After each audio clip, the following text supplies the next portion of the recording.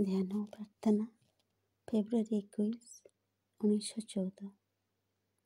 ପ୍ରତ୍ୟେକ ଦିନ ପ୍ରତ୍ୟେକଟି ମୁହୂର୍ତ୍ତ ହେଉ ଏକ ନୂତନ ଓ ପୂର୍ଣ୍ଣତର ଉତ୍ସର୍ଗ ପାଇଁ ସୁଯୋଗ।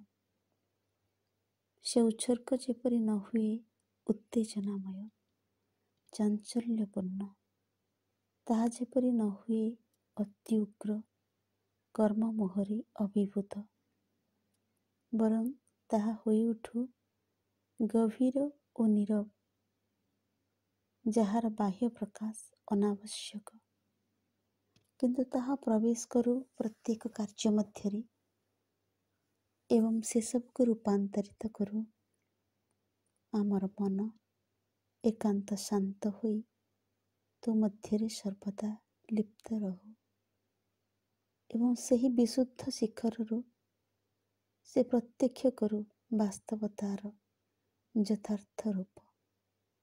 ସେ ଦେଖୁ ଚଞ୍ଚଳ ନଶ୍ୱର ବାହ୍ୟ ରୂପର ପଶ୍ଚାତରେ କିପରି ରହିଛି ଅଦ୍ୱିତୀୟ ଶାଶ୍ୱତ ସଦ୍ବସ୍ତୁ।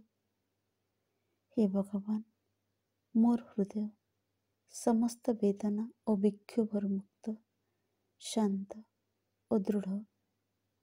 ପ୍ରତ୍ୟେକ ବସ୍ତୁରେ ତୋତେ ହିଁ ଦେଖେ। ବାହ୍ୟକର୍ମ ଯାହା ହେଉନା କାହିଁକି, ଭବିଷ୍ୟତ ତାର ଗର୍ଭରେ ଆମ ପାଇଁ ଯେଉଁ ପରିସ୍ଥିତି ବି ରଖିଥାଉ ନା କାହିଁକି, ମୁଁ ଜାଣେ ଏକମାତ୍ର ତୁ ହିଁ ବିଦ୍ୟମାନ।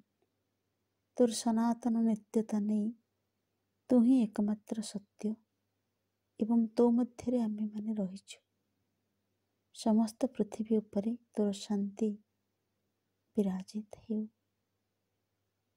ସମସ୍ତ ପୃଥିବୀ ଉପରେ ତୋର ଶାନ୍ତି ବିରାଜିତ ହେଉ। ସମସ୍ତ ପୃଥିବୀ ଉପରେ ତୋର ଶାନ୍ତି ବିରାଜିତ ହେଉ। ମା।